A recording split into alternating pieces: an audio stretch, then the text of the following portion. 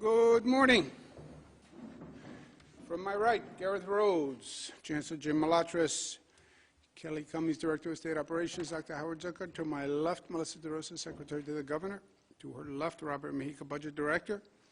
Today is day 312, and it is a bright, sunny day in the state of New York, all across the state of New York, even if the sun isn't shining. The metaphorical sun is shining in the state of New York today. It was a late night last night, but it was a good night for the state of New York, which I'll mention in a moment. Numbers today: 8.13 without the microclusters, 8.41. Microclusters are 9%, 161 deaths. And those people and their families are in our thoughts and prayers. Terrible way to start the new year. Hospitalizations are up 75. Discharges 940, and admissions 1,161. ICU up 16. Intubations up 26.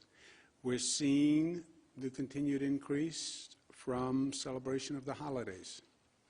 It's the holiday COVID hangover. Celebrate smart, you reduce the infection rate. If you don't celebrate smart, you have a hangover. The COVID hangover is increasing infection rate, increasing positivity rate, increasing hospitalization rate. And that's what we're seeing. That's what we're seeing all across the country. In this state, Finger Lakes is still the highest percent hospitalized. Highest positivity, Finger Lakes, Mohawk Valley, and Capital Region. In New York City, Staten Island, again, has the highest infection rate in New York City. Manhattan, still at 3.9%. That variance is just incredible to me and really shows how personal behavior can make a dramatic effect. The numbers, the variance all across the state makes that point also. Why is the Southern Tier at 5 and Finger Lakes is at 10? Why is Western New York, which had a real problem, at 8 and Finger Lakes is at 10? It is a function of personal responsibility. There's a basic truth to this.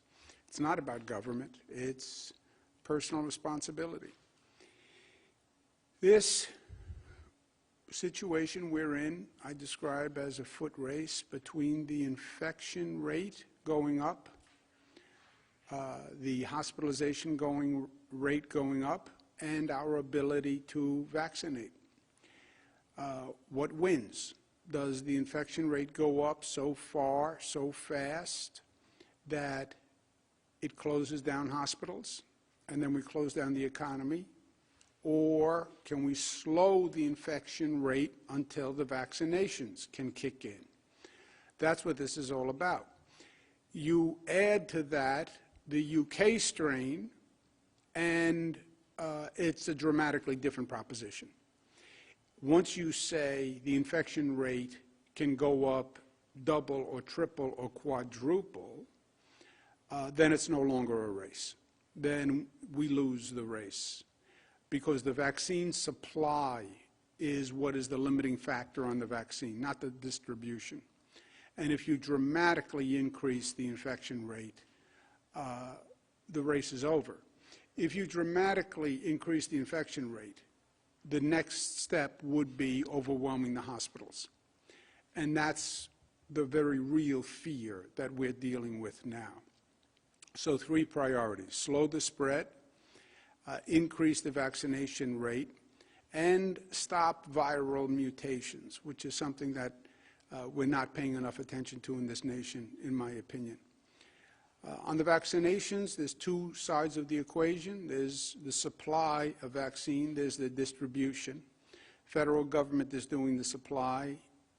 Distribution is done basically by the state, with the federal government participating in the nursing home distribution. We are not satisfied with the federal government program to do nursing home distribution. The state has stepped in. We're expediting it. we believe we'll have all nursing home residents vaccinated over the next 2 weeks, and that is a very big deal. It's only the first dosage, but that is a very big deal because they are the most vulnerable population, and finishing that is extraordinarily important. Second, it's about protecting the hospital capacity and the hospital staff, okay? If the hospital staff gets sick, then you hurt the hospital capacity. Many hospitals are now complaining that they have the beds, they don't have the staff. Why don't they have the staff? Because the staff is stretched, the nurses are stretched, because the capacity is so high, and because they're getting sick from COVID. The UK strain now complicates that issue because if more nurses get sick, if more doctors get sick, it reduces your hospital capacity. And if you reduce your hospital capacity, then you have the worst case scenario. And the worst case scenario is a very real possibility. This is not overly cautious or overly dramatic. We're cautious, but we're realistic in New York. And this is a realistic possibility. We know that because we're seeing this situation develop all across the nation, all across the globe. You overwhelm the hospitals, people die. That's what happens. You overwhelm the hospitals, you have to close down the economy again. There is no choice. Once the hospitals say, we're at capacity, you have to close down the economy.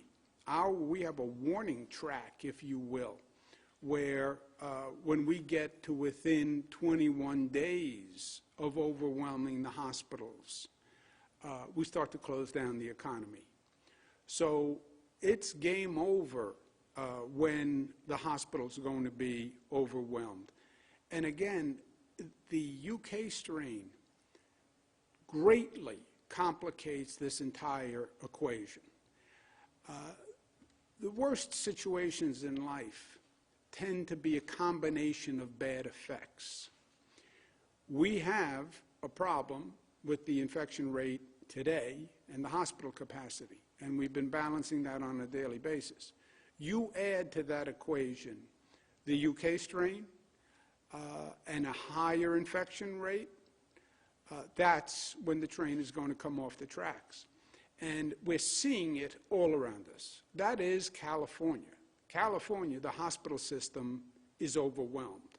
And more people will die because the hospital system is overwhelmed. We went through this in the spring when we saw Italy overwhelmed with the hospital system. And people die on gurneys in the hallway. I lived through these nightmares. So did every New Yorker. And we're seeing it happen around the globe. The UK closed down because of the UK strain. In several weeks, the UK strain took over the original COVID strain. That's how strong it is. We see it in Germany. We see it in Italy. Again, they have to close down because they're overwhelming the hospital system. So this is a very real possibility that we're worried about. Vaccinating hospital staff is vital. They should be vaccinated because, first of all, they are the front line. Everybody talks about our heroes, our nurses, our doctors. New Yorkers have celebrated nurses and doctors. We're celebrating nurses and doctors, and they deserve that celebration. You know what they deserve more than celebration? They deserve a vaccination. That's what they deserve. And they deserve it because they are the frontline workers. And they deserve it because selfishly, if our hospital staff gets sick, it's going to reduce our hospital capacity. Now, I've made this point before, and we have seen a dramatic improvement in hospitalization. The hospitalization vaccination. Hospitals are doing a better job. You'll see the numbers in a moment. If a hospital hits the refusal rate, if the staff in the hospital says, I don't want to take it, then fine, we'll reallocate that to another healthcare or nursing home that needs it. But we want to give every healthcare professional who wants the vaccine, will take the vaccine, the ability to take it. We need an acceptance rate of between 70 to 90% of this vaccine society-wide. Herd immunity is somewhere between 70 to 90. If you listen to the experts, if you listen to the Dr. Fauci's of the world, they'll say the goal is 90%, but you have to hit at least 70% society-wide. And society-wide, there are going to be a lot of people who don't want to take this vaccine. You have a lot of cynicism and skepticism. You have it especially in the black community. You have the anti-vaxxer community. 90% is incredibly high. If you were giving out cash to New Yorkers, you wouldn't hit 90%. But the hospital staff, they're informed. They have to be above 70%, and they want to be. We have done a survey of hospital staff across the state. We're still in the midst of it. But about 85% of the hospital staff say they want the vaccine. That's, by the way, hospital staff without doctors, and doctors are an even higher percentage. So the hospital staff want the vaccine, and they deserve the vaccine. We just have to get it to them. And hospitals are doing a better job. The daily rate of vaccination over the past 3 weeks was about 10,000 hospital staff per day. Since Monday, they've been doing 30,000 per day. So the vaccination rate has tripled since Monday. So I'm glad they heard me. But you have to keep it up, because we need that hospital staff vaccinated. We need them vaccinated quickly. When you get to the point where your hospital staff says the only people left won't take it, fine, tell us, and we'll move the allocation to another hospital, another nursing home. This is, again, the top 10 performing hospitals in terms of vaccinations, and the bottom 10. And you see the gross disparity. Highest performing, New York Langone, 100, Oswego, 100, Richmond, St. Barnabas, SUNY Downstate. Congratulations, Chancellor. Chancellor Malachos was at SUNY Downstate yesterday, one day, and went to 100%. Chancellor did 7,000 vaccinations himself yesterday, and he's not even authorized to do them. New York Presbyterian, 99, Kalida, Buffalo, SUNY Upstate, also 94%. That's a turnaround. Adirondack Medical Center, Lenox Hill, 87%. On the other end, Montefiore, Mount Vernon, 11%. Montefiore, New Rochelle, 23%. Brookdale Hospital, 24%. Wyoming, 26. New York City, H&H, Queens, 29. Catholic Health, St. Joseph's, 29. Catholic Health, 33. New York City Health and Hospitals, Coney Island, 34. Vassar Brothers, 37. Carthage Hospital, 39. So you see the variance. Performance has increased. We want it to stay increased more. Congratulations to those that are doing well. For those that are not doing well, pick up the performance, or let's get another hospital to help you get it done more quickly. Supply is still going to be the issue. Just to give you an idea, we have received about 900,000 dosages so far. We have 2.1 million healthcare workers and nursing home people. So nurses, doctors, nursing homes, which are the first priority, 2.1 million. we haven't even received half the number of dosages yet.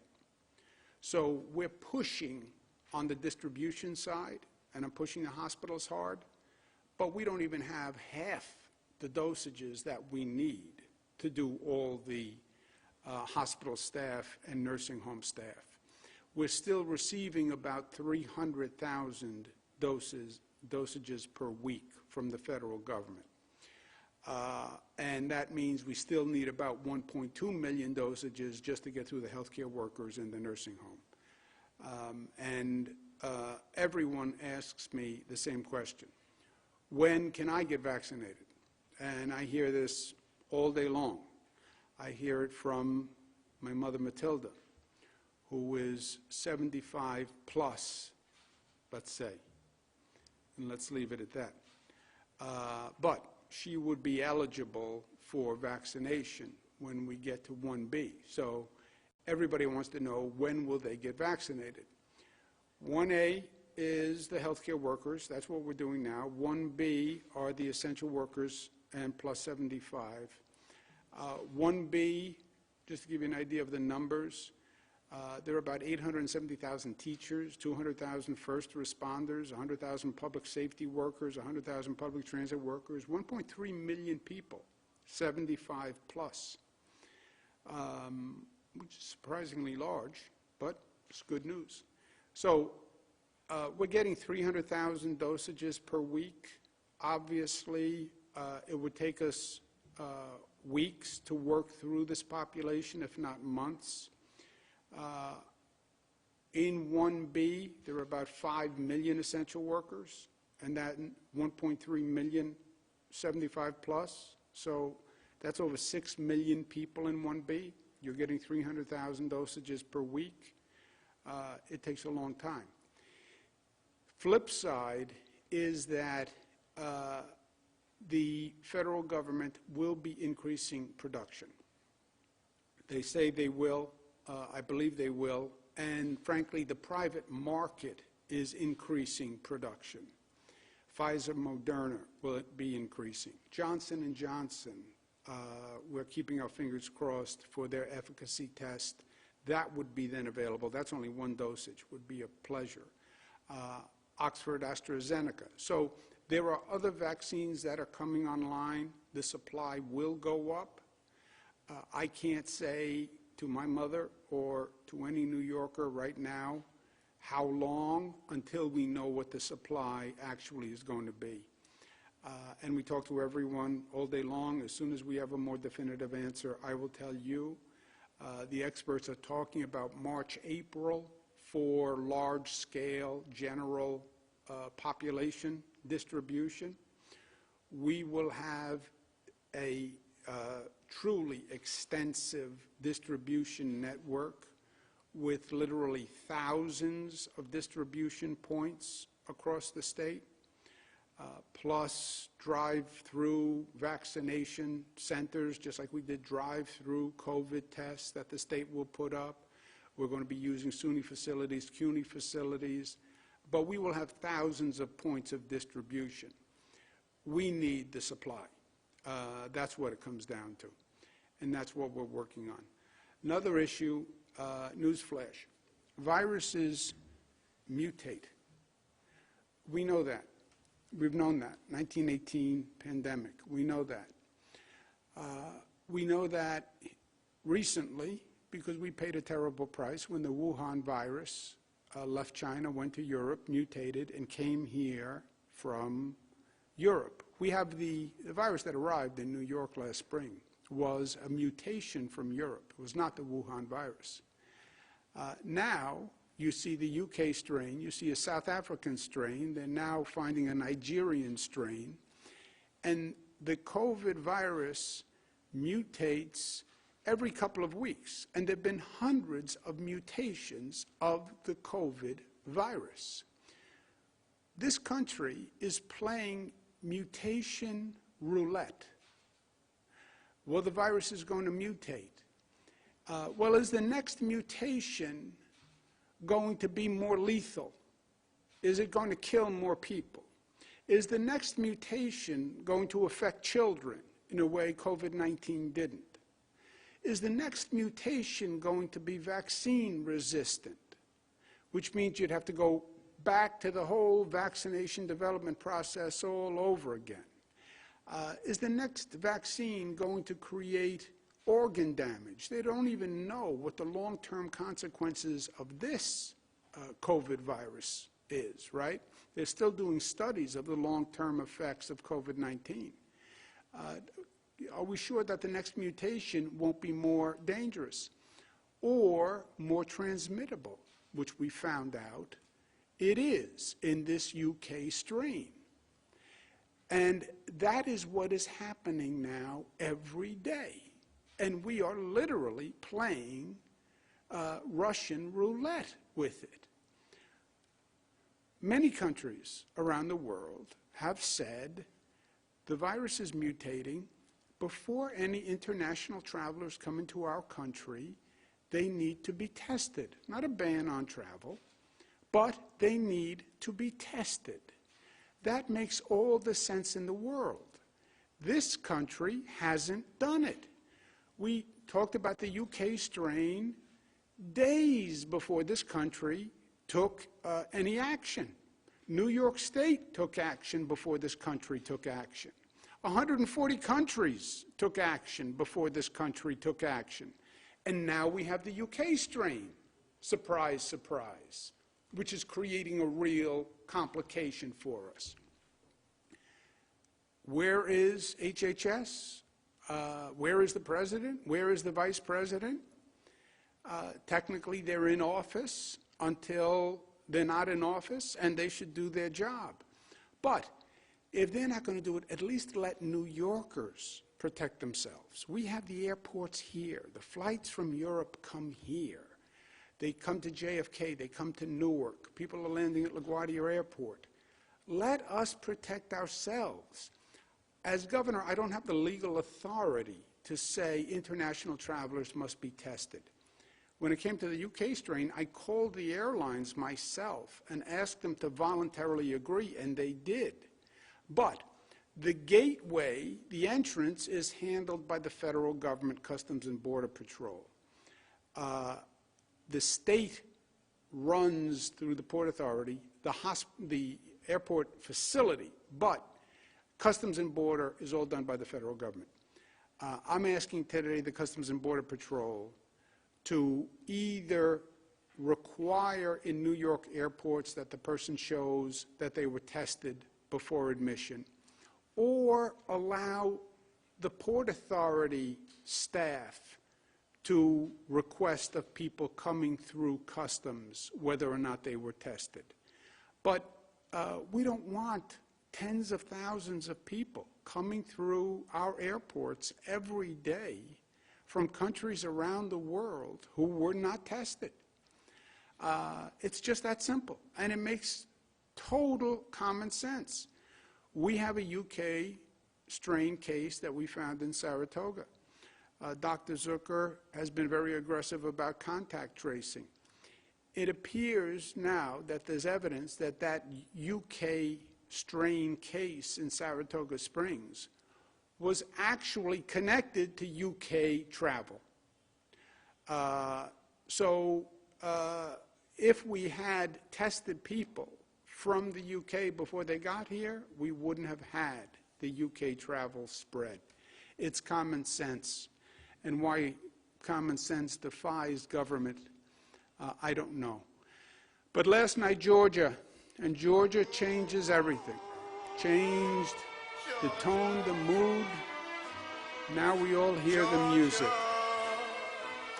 But yes, they were Georgia Senate seats, but it changes the U.S. Senate. And one of the races still has to be completed, but even the one victory is going to change the landscape of the Senate. And the Senate has been horrific to the state of New York. And they have been political about it, and it's been really devastating for the state. And I would want to congratulate the incoming Senate Majority Leader, Senator Schumer, who obviously is a New York senator, and now he's going to be the Senate Majority Leader. And this was a very, very big win for the Democratic Senate. And it bodes well for the state of New York. Look, Washington has abused New York State for 4 years, and that is not rhetorical. They have been unethical. They have been political. They have taken money out of this state and sent it to Republican states as a pure political exercise. They've used New York as a political piñata to appeal to the conservatives around the country by demonizing New York and New Yorkers. They enhance the divisions in this country by using New York as an example. And they've had not just moral and ethical violations, but they literally have taken billions of dollars from us. And that was a function of the Senate and the President, and they are both gone. And today, Washington theft ends, and compensation for the victims of the crimes of the past 4 years begins. And New Yorkers have been crime victims, as far as I'm concerned, by the theft of the federal government. And our message to Washington is going to be very clear. We want a return of the state's property that was stolen by Washington over the past 4 years. They wouldn't pass state and local funding, even though this state has a $15 billion deficit caused directly from COVID, which was caused directly by federal negligence. And they were expecting this state to find $15 billion. We've had the lowest Medicaid reimbursement in the United States because they don't believe in providing health care coverage for low-income people, and we do. So they penalized us through Medicaid. Basic infrastructure programs that every federal government passed and funded, they didn't fund. They stopped the Trusted Traveler Program, which was illegal, and then lied about it, and got caught by the U.S. Prosecutor's Office as a political statement. We had all sorts of great projects around the state that should have been going forward. Second Avenue Subway was funded by every administration in Manhattan. The Gateway Tunnels, the president didn't fund them just out of political pique. I-81 in Syracuse we could have been rebuilding. The Buffalo Skyway, they've done tremendous damage. And then they literally changed the tax code to redistribute income from the state of New York to Republican states. That's all SALT was. They're against redistribution. No, they did the greatest income redistribution in history. They took from the rich states and they gave to the poor states. New York happens to be a rich state. The Republican states happen to be poorer states. They took our tax dollars and handed it to the Republican states.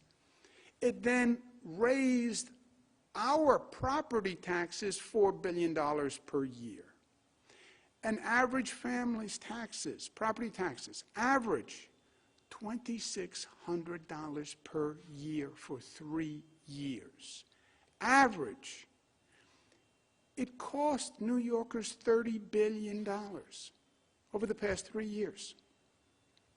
Pure cash, $30 billion. We now have a $15 billion deficit. They took $30 billion. At a minimum, we have to get $15 billion this year to cover our deficit. So, the State of the State is coming up Monday. Given what happened in Georgia, I now have to rewrite the State of the State because it's going to be a totally different State of the State. My State of the State was talking about the issue we had, closing a $15 billion deficit, when we couldn't count on Washington for any help because Washington has been an enemy of the state. for many years. So how do you close a $15 billion deficit, largest deficit in the history of the state? That's what I've been working on for weeks.